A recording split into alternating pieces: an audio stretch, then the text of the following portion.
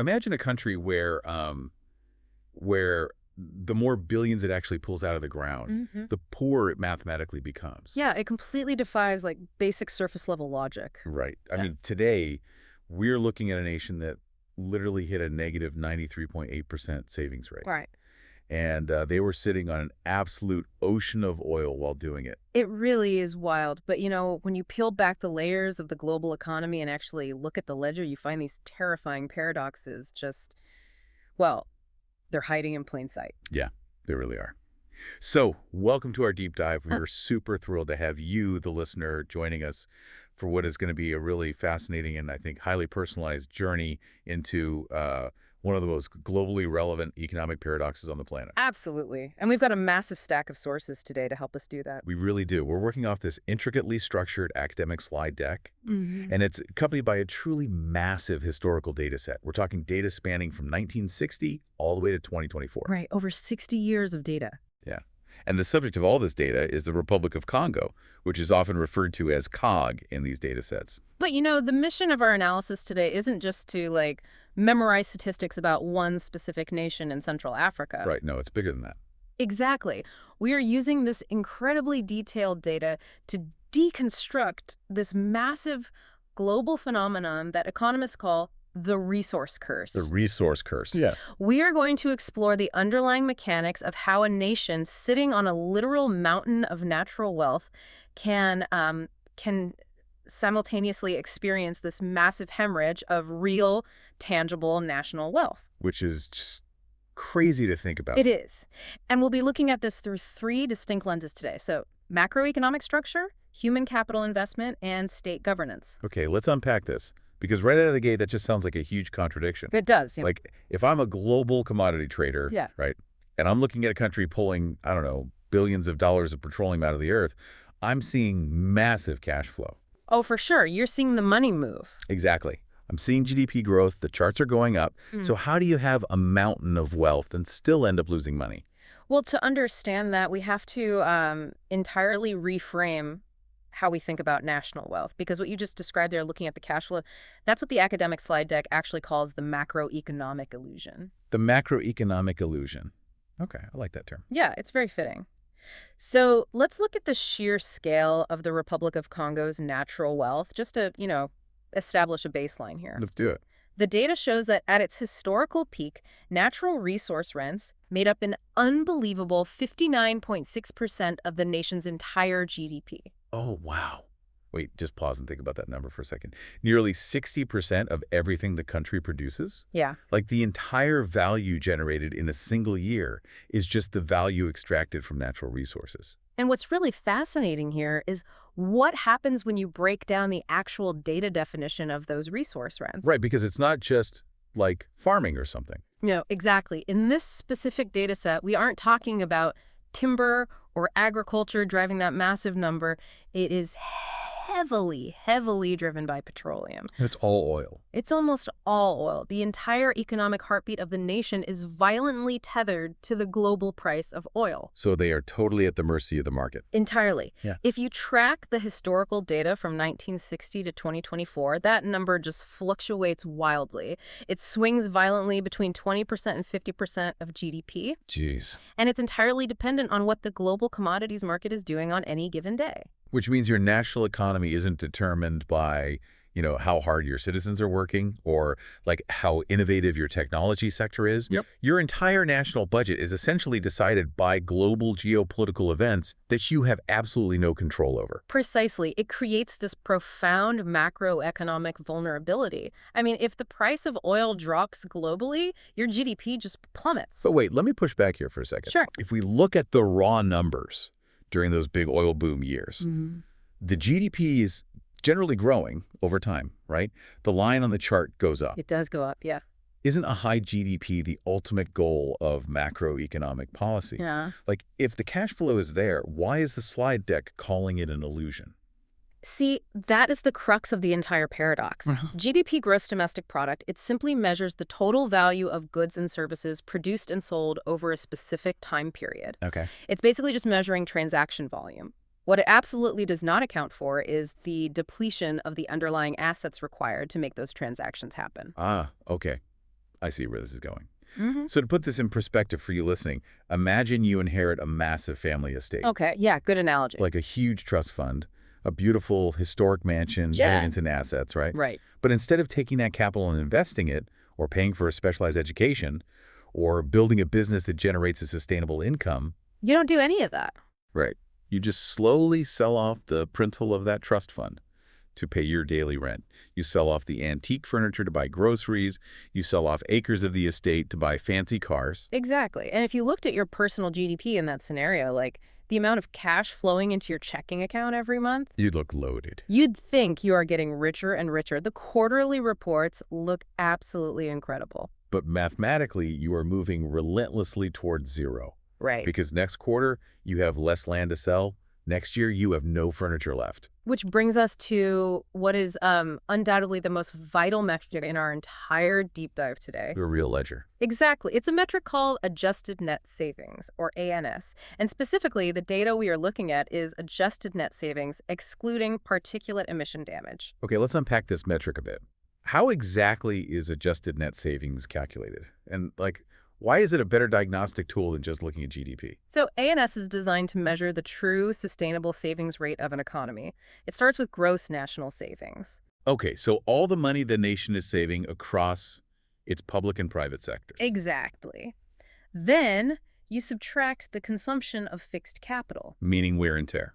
Yeah, that means you deduct the physical wear and tear on your roads, your buildings, your power grids, your basic infrastructure. But here is the really crucial mechanism. Okay. You then subtract the value of natural resource depletion. Wow, you literally subtract the oil you pumped out of the ground from your savings. Exactly, because that oil is a finite underground asset. Once you pump it and sell it, it is gone forever. It's not regenerating. Right. So if a nation pumps $1 billion of oil out of the ground and sells it on the global market, GDP says, hey, congratulations, your economy just grew by $1 billion. But adjusted net savings says something else. ANS says, wait a minute, you also permanently lost $1 billion of underground assets. So your actual net wealth generation from that specific transaction is zero. Unless, of course, you took that $1 billion of cash and invested it into something else that grows and compounds over time. Precisely. And so we have to look at what the adjusted net savings data actually shows for the Republic of Congo over this multi-decade period. And it's not good, is it? The data reveals a terrifying reality. The country has spent years, like entire economic cycles, in extreme negative territory. How negative are we talking? We are seeing numbers like negative 28%, negative 66%, Oh my God. and even hitting shocking historical lows of negative 93.8% of gross national income. Negative 93.8%. That is just catastrophic. It really is. I really want that to sink in for a second. That means that for every single dollar of income the country generated, it was permanently destroying or consuming nearly a full dollar of its foundational non-renewable wealth. Yeah. And we connect this to the bigger picture. The why becomes very clear in the data. Natural resource depletion consistently eats up 20% to over 50% of the gross national income. So the surface level economic growth that politicians might, point to in the GDP figures, It's a complete mirage. It fails entirely to offset the massive liquidation of their natural capital. so the country is physically shrinking in value. Like the real wealth of the nation, the sum total of its assets, is actively being destroyed year after year. The physical earth is literally being liquidated. Which brings us to the most critical pivot point for any resource-heavy economy. Okay. If a country is aggressively liquidating its physical earth, its oil, its minerals, there is really only one valid economic survival strategy. You have to build something else. Right. You have to take the revenue from that temporary, depleting underground wealth and actively convert it into permanent, compounding above-ground wealth. And what is the most valuable above-ground wealth a nation can have? It's human Okay. capital. Absolutely. It's the cognitive and physical capabilities of its people. Because if the oil is inevitably going to run out, you need a population that is educated, healthy, and capable of innovating and running a modern, diversified economy that doesn't just rely on drilling holes in the ground. Right. So the fundamental question we have to ask the data set now is, how is the Republic of Congo investing in its people? How effectively are they executing this conversion of underground assets to above-ground human capital? And Unfortunately, the data on this front is deeply, deeply concerning. Let's look at the financial commitment to education first. Because if you want to build human capital, you have to build the infrastructure of learning. You do. You have to build schools, train educators, develop modern curricula. But the data on education expenditure here is a glaring red flag. It really is. The financial data shows that education expenditure has stagnated between 2.52% and 6.73% of gross national income. Okay. And for many, many years within this data set, it just hovered right around the 2.5% mark. So to put that 2.5% in context for you listening, we need to look at international safety benchmarks. Right. What's normal? Exactly. The general consensus among global development organizations for what a developing nation needs to spend just to maintain a baseline functional education system, like just to keep its head above water, is around 4%. So they're often sitting far, far below the international safety net. All while pulling billions of dollars out of the ground in petroleum export. Exactly. And this systemic underfunding creates a deeply flawed structure that the academic slide deck refers to as the basic education funnel. Funnel, meaning it gets narrower. Yeah, it's an educational system that might look somewhat functional at the very top, but it leaks massively as you move down the pipeline. Right, because if you look at the top line metric, like the gross primary enrollment rate, Mm-hmm. it actually doesn't look terrible on paper. No, it doesn't. The data shows it sometimes hits 76% or higher. So a significant majority of kids are, in fact, showing up for the first day of school. The parents want them there. But as we know, enrollment does not equal education. Showing up to a building doesn't mean learning is actually occurring. The system is wildly inefficient at retaining and educating those students.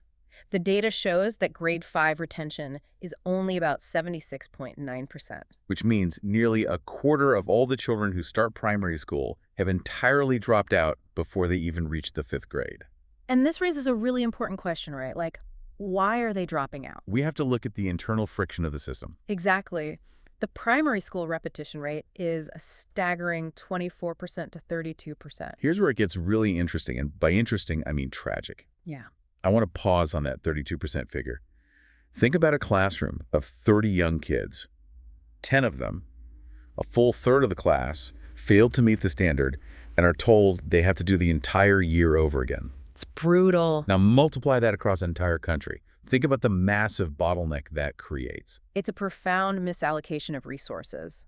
From an economic standpoint, the state is paying to educate the same child for the exact same grade twice, sometimes 3 times. Which just clogs up the whole system. Right. It overcrowds the classrooms, it exhausts the already underpaid teachers, and it drastically increases the likelihood that a child will just drop out entirely, to go work in the informal economy. Because buying a kid a desk doesn't equal an education if the system is so starved of resources or so lacking in properly trained teachers or up-to-date materials that a third of the class simply cannot pass. Exactly. The conversion mechanism we talked about, turning oil wealth into cognitive wealth, is fundamentally broken here. And this deficit isn't restricted to just cognitive wealth. It heavily impacts physical survival and baseline human health, too. We have to examine the public health data. Right, because a population cannot learn, cannot innovate, and cannot work if it isn't healthy. And the health system represented in this data is under constant crushing pressure. Let's look at the under 5 child mortality rate. This is globally recognized as one of the most critical proxy indicators for a nation's overall health infrastructure. Right? Yeah, it tells you about sanitation, maternal care, vaccination coverage, and nutrition all in one single number. And historically, this number in the Republic of Congo was at a horrifying peak of over 170 deaths per 1,000 live births. That is over 17% of all children dying before their 5th birthday. Which is just devastating. Thankfully, the historical data set shows that it has slowly dropped over the decades. It has. But it still severely struggles to break below the 100 per 1,000 threshold. And what's really crucial here is looking beneath that top-line mortality rate to see the hidden burdens that are weighing down the entire medical system. Like what? Well, look at the incidence of tuberculosis. The data highlights that TB incidence is critically high, consistently sitting at 360 to 400 cases per 100,000 people. Now wait, let's unpack this. Why is a respiratory infection like TB so vital to understanding a macroeconomy? It's a great question. Because tuberculosis isn't just a random medical issue, right? Oh. It's an architectural one. It is known globally as a disease of poverty. Exactly. It thrives in poor infrastructure, in overcrowding, in places with poor ventilation and inadequate sanitation. So to have TB rates that high in a country generating billions in petroleum exports, it's a glaring, massive disconnect. It absolutely is. Yeah. It shows that the wealth is not translating into housing infrastructure or robust public health interventions. And we see a similar disconnect in the maternal mortality risk, too. What do the numbers say there? The historical data for maternal mortality sits in a terribly wide and high confidence interval, ranging from 300 to over 500 deaths per 100,000 live births throughout the 90s and the 2000s. So mothers are dying in childbirth at alarming rates, children are struggling to make it to age 5, and highly contagious infrastructure diseases like TB are just rampant. Yeah. What's fascinating here, and honestly deeply concerning, is the sheer contrast. Right? You have a country that is a major player in the global oil export market.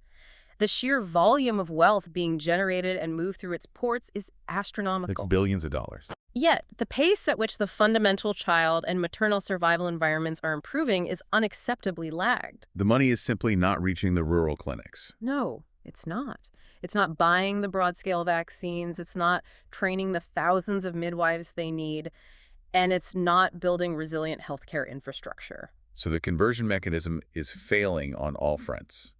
The underground wealth is being aggressively extracted, but the above-ground wealth, the actual human beings, is being totally neglected. And that brings us to a very dangerous economic intersection. Right, because we have a population that is undereducated, trapped in a system with 32% repetition rates. We have a population that is undersupported by healthcare, battling TB, and high mortality rates. But despite all of this, they are still surviving. They are still growing up. So what happens when this massive generation enters the workforce of an economy that is entirely dependent on oil? Well, you get a severe demographic skew that can destabilize the entire system. Okay, tell me about that. The demographic data highlights what we call a youth bulge. Between 40% and 45% of the entire population of the Republic of Congo is between the ages of 0 and 14. Yeah. Nearly half the entire country hasn't even reached high school age yet. Yes. And in demographic economics, a massive youth population is a crossroads. It can be one of two things. Okay. Under the right conditions, it can be a demographic dividend. This is what happens when you have a massive influx of young, energized, highly educated workers entering a diversified economy. They drive innovation, they boost production, they create massive economic growth. Exactly. We saw this exact phenomenon drive the rapid rise of the Asian tiger economies in the late 20th century. But the key to that dividend is that those young people must have a high-quality education, and crucially, they must have a formal job waiting for them when they graduate. Precisely. Without education and without dynamic job creation, a massive youth population is not a dividend at all. It is a demographic liability. It becomes an economic and social powder keg. And we see this liability reflected in the data set with significantly high youth unemployment and high NEET rates. NEET, meaning not in education, employment, or training. Exactly. They are young, they have time and energy, but they are completely disconnected from the productive economy. Yeah. But let me ask the obvious question here. Sure. If we go back to the macro data, the extractive industry, the oil, the mining makes up around 50% of the country's GDP. If half the economy is based on pulling stuff out of the ground, why aren't all these young people just getting jobs in the oil fields? Like, why is unemployment an issue at all? This raises an important point, and it highlights the tragic irony of the resource curse.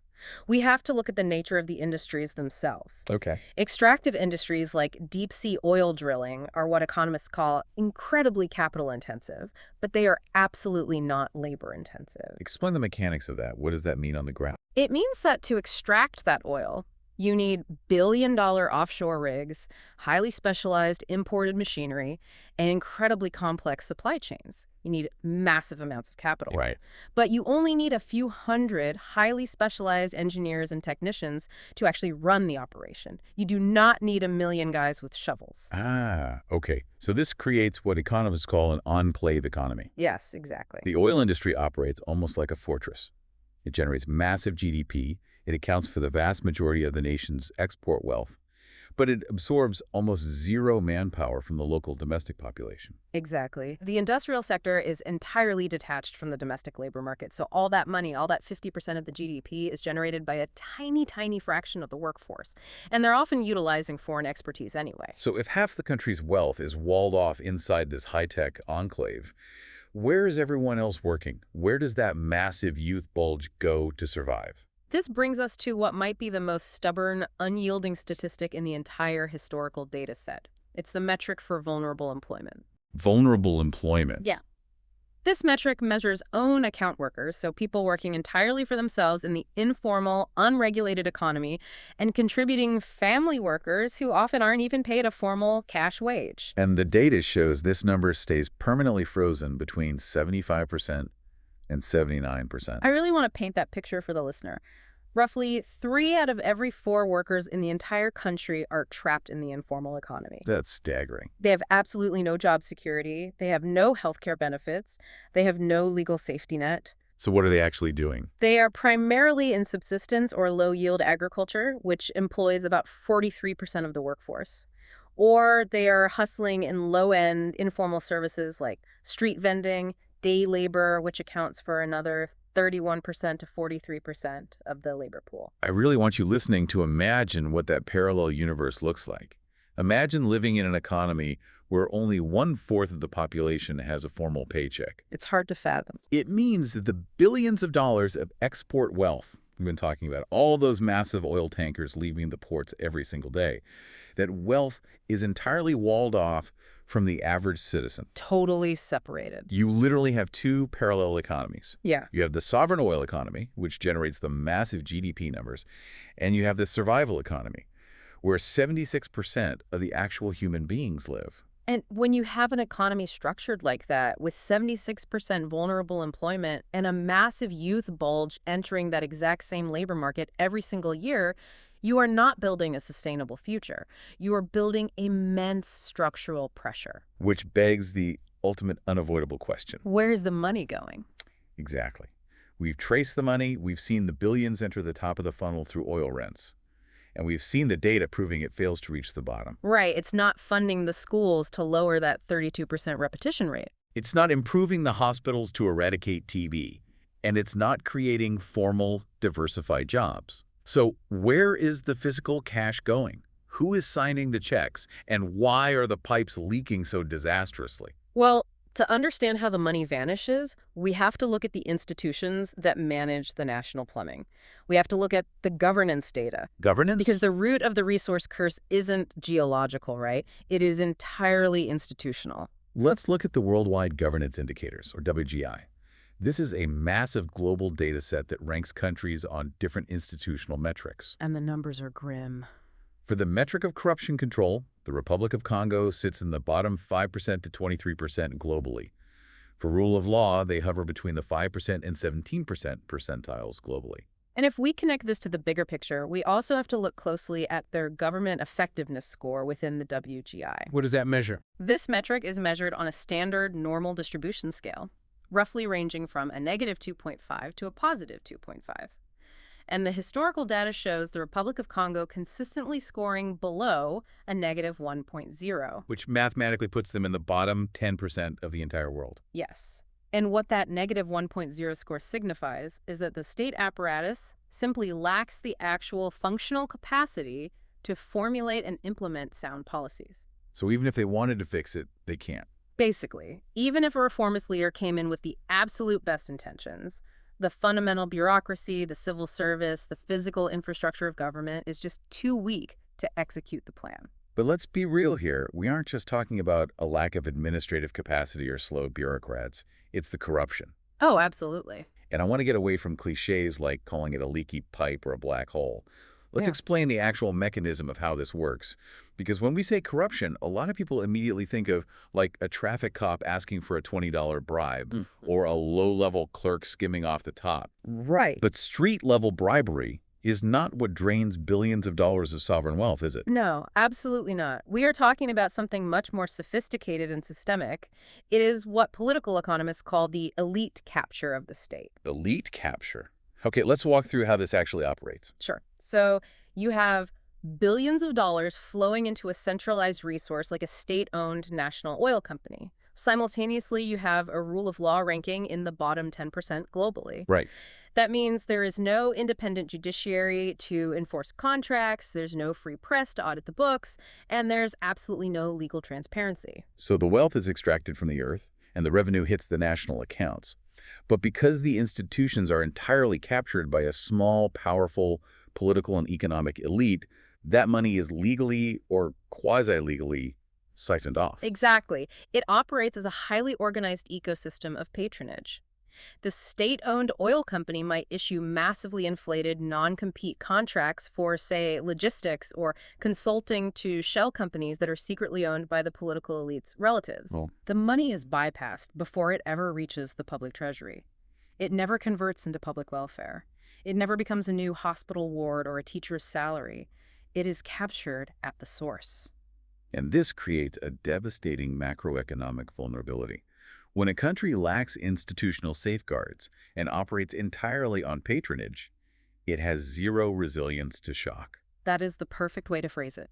Zero resilience. If you don't have a sovereign wealth fund saved for a rainy day, Mm. and if you haven't invested in a diversified, educated workforce that can innovate, what happens when the global price of oil inevitably crashes? It's disastrous. The political elite might lose a little off their top line, but they survive. But the entire national system shudders. The government suddenly can't pay its civil servants, inflation spikes, and that 76% of the population sitting in vulnerable employment gets pushed from poverty into absolute life-threatening destitution. And this is the perfect moment to pull all of these disparate data points together into the grand synthesis outlined in the slide deck's conclusion. Yeah, let's tie it all together. We've looked at the macroeconomics of the enclave economy, the human capital deficits, the demographic youth bulge, and the elite capture of governance. Now we are going to decode the paradox and look at the actual path forward. Right, because we don't just want to lay out the trap. We want to explore the mathematical, structural way out of it. But first, let's clearly define the trap itself. It is a vicious, self-reinforcing cycle. It is the defining mechanism of the resource curse. The cycle starts with massive natural resources, but because you have low institutional transparency and high systemic corruption, the revenue from those resources is immediately misallocated. And that misallocation leads directly to the underinvestment in public goods that we saw in the data. The education budget stays stuck at 2.5% of GNI. The repetition rate in primary school hits 32% because there are no teachers. The TB clinics remain underfunded. Which means your massive youth bulge grows up without the cognitive skills or physical health required to participate in a modern, diversified economy. And because they lack those skills, they are pushed into the informal sector. Right, creating a highly vulnerable labor force where 76% of people are just surviving day to day. And because your workforce is trapped in vulnerable employment, they can't generate new, diverse forms of wealth. They can't build a tech sector or a modern manufacturing base. Which means your entire country remains utterly dependent on extracting more oil just to survive. Which brings us all the way back to the beginning. The ultimate loss of real national wealth. Because every barrel of oil you pump just to maintain this dysfunctional status quo drops your adjusted net savings further into the negative. You are literally eating your own foundation to survive the week. So how do you break the loop? The slide deck's analysis suggests a strategic restructuring based on 3 mandatory steps, and order matters immensely here. You cannot skip step 1. No, you can't. Step 1 is institutional priority. Institutional priority. You cannot build schools until you build transparency. If you pour more money into a system defined by elite capture, you just lose more money. Anti-corruption measures, establishing an independent judiciary to enforce the rule of law, and improving basic government administrative effectiveness must come first. You have to fix the pipes before you turn the water on. Exactly. You have to create a secure, transparent conduit for the resource revenues to flow through. Make the ledger public. Audit the national oil company. Force the contracts into the light. Because if the citizens cannot see the money, they cannot demand it be spent on their children's future. Which leads directly to step 2. Capitalize in the future. And this involves the concept of forced conversion. I love this concept. Explain the mechanics of forced conversion to us. It means legally mandating, at a constitutional level, that the revenue from a depleting asset like oil, which will mathematically run out, must be aggressively and automatically invested into a compounding asset. Swapping the underground wealth for above-ground human capital, education, and public health. Exactly. You pass binding laws that say a fixed, non-negotiable percentage of all oil rents must bypass the general discretionary budget and go directly into trust funds, strictly earmarked for education, infrastructure, and public health. So you stop treating oil money as income to be spent on daily consumption, Right. You treat it as capital that must be reinvested. which prepares the ground for the final step. Step 3, economic diversification. Once you have an educated, healthy population and a transparent government, you can actually build non-resource sectors. You can invest in light manufacturing, technology, services, and modern high-yield agriculture. Sectors that don't operate as walled-off enclaves.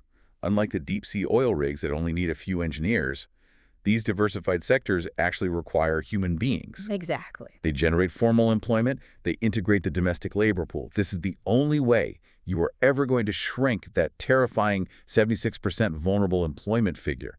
You have to give that massive youth bulge a place to go, a way to build a formal career. So what does this all mean when we take a step back? It means we need to look at the big picture.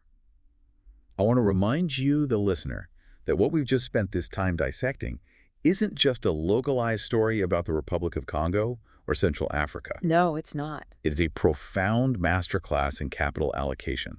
The mathematical laws of wealth depletion apply absolutely everywhere. Whether you are running a developing nation, a massive global corporation, or even your own household budget, the fundamental rule remains exactly the same. It does. If you sell off your core underlying assets just to fund your daily consumption, without fiercely investing in your own skills or infrastructure, you are mathematically moving toward zero. It might feel like you are rich today because the cash is flowing and the GDP looks great, but tomorrow, the well will be completely dry. The final synthesis from the research is profoundly simple, yet incredibly difficult to execute. Yeah. True, cross-generational sustainability is only achieved when underground minerals are converted into above-ground human and institutional capital. If a society fails to make that conversion, the wealth is just a temporary illusion. And that leaves us with a final, lingering question to ponder as we wrap up this deep dive. We've spent all this time rigorously examining how a developing nation can literally consume its own foundation while looking incredibly wealthy on paper. But I want you to look at the broader global economy today. Yeah, look around. How many quote-unquote developed nations or even modern trillion-dollar tech corporations are currently operating on their own hidden version of a negative adjusted net saving rate? It's a scary thought. How many of them are aggressively extracting their foundational resources, whether that is long-term environmental capital, fundamental user privacy, or the basic societal trust of their citizens just to show a short-term GDP spike or a massive quarterly profit? When their underground well finally runs dry, when the trust is gone and the environment is depleted, what exactly is left above ground?